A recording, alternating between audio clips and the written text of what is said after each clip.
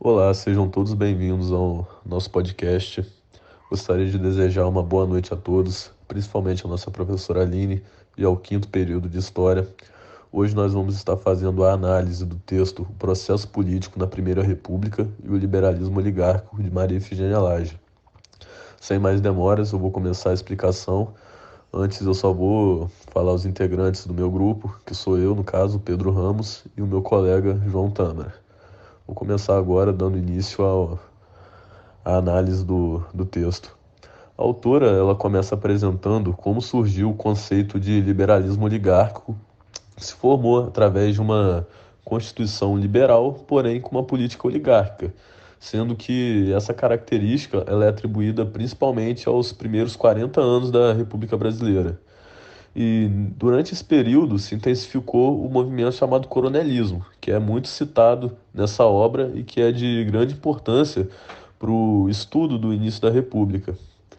E para se ter um entendimento desse período da história do Brasil, não se pode deixar de falar sobre a Constituição de 1891, que é inclusive um dos capítulos do texto, que foi uma Constituição que se baseou na norte-americana, que enquadrou o Brasil ali como um país liberal, que visa e preza pelo individualismo político e econômico, além também de ser implantado o federalismo, né, dentro das províncias do Império, que foi ali a principal grande mudança que surgiu com essa Constituição, que acabou ali concedendo uma grande autonomia e liberdade política e econômica para os estados recém-criados com a República, que antes eles eram subordinados ao poder central do Império.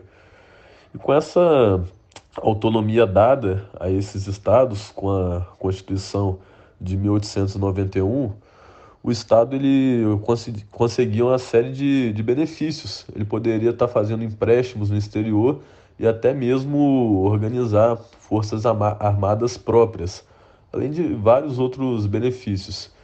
E foi dentro desse contexto de rompimento do poder local com o central que surge a figura ali dos coronéis, que são grandes proprietários de terra ali dentro do âmbito municipal, que eles acabam por assumir, pode-se dizer, a chefia dos assuntos políticos dos municípios.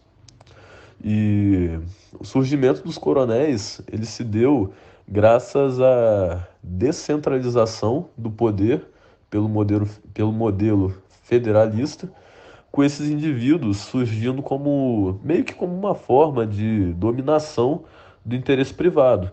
Com essa forma de poder, só vendo o seu fim lá em 1930, com a subida à presidência de Vargas, que acabou centralizando o poder político.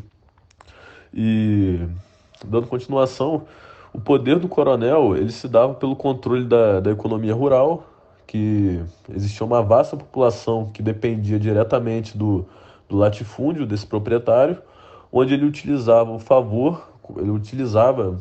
como favor do seu poder público, essa população que dependia dele. O coronel ele também tinha por base de poder a aliança com outros pequenos coronéis, que seriam como se fossem os líderes de distrito dentro de um município. Além dessas alianças com esses pequenos coronéis, ele se aliava com grandes personalidades, como advogados, médicos e etc. Ali, quando ele já tivesse a sua hegemonia imposta, o coronel ele passava a fazer parte das grandes oligarquias estaduais, que compunham o principal poder político da época. E a Constituição de 1891, apesar dela ser de um cunho liberal, ela se mostrou bastante conservadora em vários aspectos, sendo eles limitar o poder político a uma elite, a uma única elite, a uma oligarquia, onde boa parte da população nem sequer tinha direito a voto, além de não ter feito grande questão em integrar a população negra na sociedade, que tinha acabado de ser liberta pela Lei Áurea, com eles sendo muitas vezes marginalizados pela elite, sem ter direitos nenhuns dentro da sociedade, sendo essa uma marca evidente dessa sociedade escravocrata da época. Agora eu vou passar a palavra ao meu colega João Tâmara. Boa noite, eu estarei dando continuidade Minha parte é militarismo, federalismo e estabilidade política. Para entender o militarismo é importante entender o cenário da época. A Guerra do Paraguai tinha acabado e os soldados que vieram de lá se sentiram marginalizados dentro da sociedade imperial que vigorava naquele tempo. Suas queixas eram melhorias nos salários e maior participação política. Eles assumiram essa consciência crítica após a guerra, levando os militares a uma participação na vida pública. Esse fato foi essencial para dar força ao movimento antimonárquico que vinha sendo estruturado na década anterior. A República é proclamada no dia 15 de novembro de 1889, após Deodoro da Fonseca dissolver o Ministério do Visconde de Ouro Preto. Nesse processo foi importante a participação do Partido Republicano Paulista, PRP, e do Exército. O PRP eram formados pela elite agrária que defendia os interesses dos cafeicultores. Era uma base sólida que buscava assumir o controle de decisões políticas, econômicas e financeiras, que desenvolveria a cafeicultura. Já o Exército, que defendia as ideias positivistas, que era difundida nas escolas militares, por um professor chamado Benjamin Constant. O projeto dos ideais positivistas na República visava uma ditadura militar que levaria a sociedade no caminho do progresso. Deodoro, no seu primeiro pronunciamento, monta um governo provisório e declara o comprometimento aos direitos individuais e políticos e as garantias civis. Ele dissolve a Câmara dos Deputados, abole o Conselho de Estado e a vitalicidade do Senado, e cria decretos que tratavam da separação da Igreja do Estado, assunto que uniu os liberais e os positivistas e provocou o descontentamento do clero católico. Com essa separação, se instituiu o registro de nascimento e o casamento civil. Logo em seguida ocorre a disputa entre os liberais e os positivistas. A disputa desses grupos era porque os grupos dos militares queriam instaurar uma ditadura militar, enquanto os políticos do PRP queria formalizar a Constituinte. No dia 19 de abril de 1889, abre um processo eleitoral para a Constituinte, marcando a vitória do projeto liberal sobre o projeto positivista de ditadura militar. Deodoro tem dificuldades para governar e, com pouca habilidade, realiza nomeações de governadores provisórios, que têm ideias incompatíveis com o interesse das facções oligárquicas que disputam a hegemonia nos estados. Alguns desses governadores eram antigos monarquistas chamados de indenistas. Eram aqueles conservadores que, depois da abolição, ficaram do lado dos partidos republicanos. Deodoro da Fonseca, sobre oposição da imprensa e do parlamento, que questionavam a legalidade da Constituição e sua permanência no poder no resto do mandato, e defende a realização de eleições.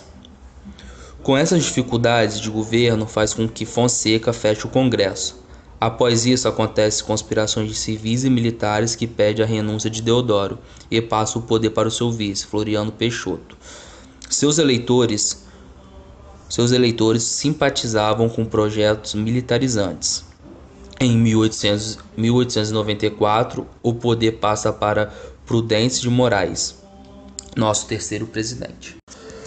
No final do governo de Moraes, houve uma estabilidade que levou sem muitas dificuldades para as próximas eleições, para o seu sucessor. O escolhido foi Manuel de Campos Salles. Ele assume a presidência em um período que o país passava por uma crise política, econômica e financeira.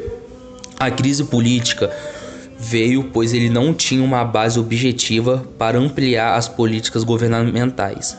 Na economia, o Brasil passava por uma inflação gigantesca gigantesca. A pobreza era predominante nas classes trabalhadoras e a maioria dos desempregados da cidade geralmente vinha dos campos no intuito de ter uma melhoria de vida. O controle da política foi um aspecto que marcou a República no Brasil. Esse conceito de política local foi um conceito que marcou a época nos primeiros anos da República. Era controlada pelos coronéis e ficou conhecida como voto de cabresto. E a partir das crises econômicas e sociais que